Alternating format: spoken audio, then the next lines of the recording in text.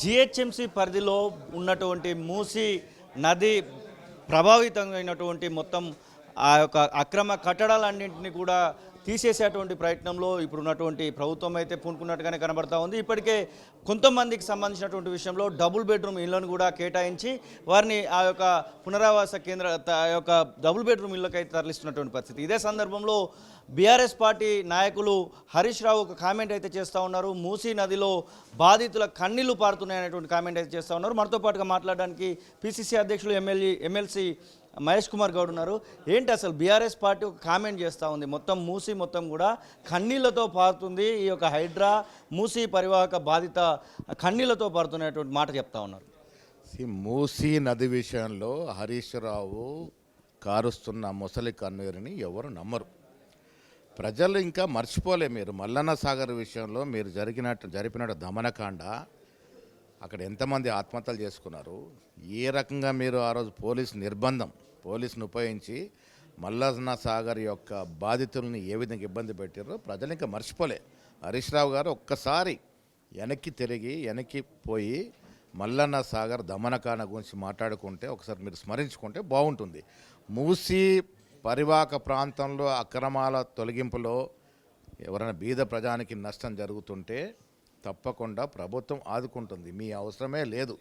ప్రజలకి అండగా ప్రభుత్వం ఉంది, కాంగ్రెస్ ప్రభుత్వం ఉంది. మూసీ నది విషయంలో ఎవరికైతే నష్టం జరుగుతుందో బీద వారిని రిహాబిలిటేట్ చేసే కార్యక్రమం ముఖ్యమంత్రి గారు కృతనిశ్చితం ఉన్నారు. కాబట్టి మీరు కార్చే ముసలి కన్నీరుని ఇప్పుడు ఎవరు నమ్మే పరిస్థితులు లేరు.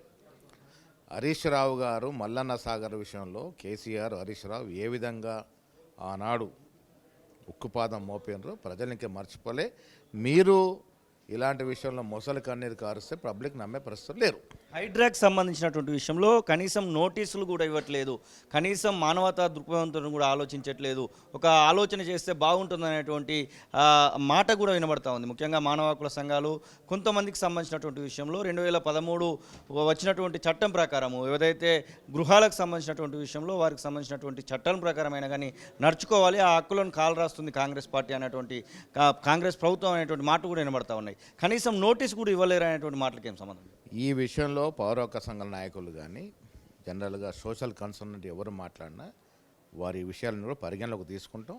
తప్పకుండా ముఖ్యమంత్రితో చర్చించి హైడ్రా విషయంలో ఒక మాట మాత్రం వాస్తవం. బీద ప్రజానికము తెలిసో తెలియక ఇల్లు కొనుక్కొని ఇబ్బంది పడితే వారిని పునరావృతం చేయడం, రిహాబిలిట్ చేయడానికి ప్రభుత్వం సిద్ధంగా ఉంది.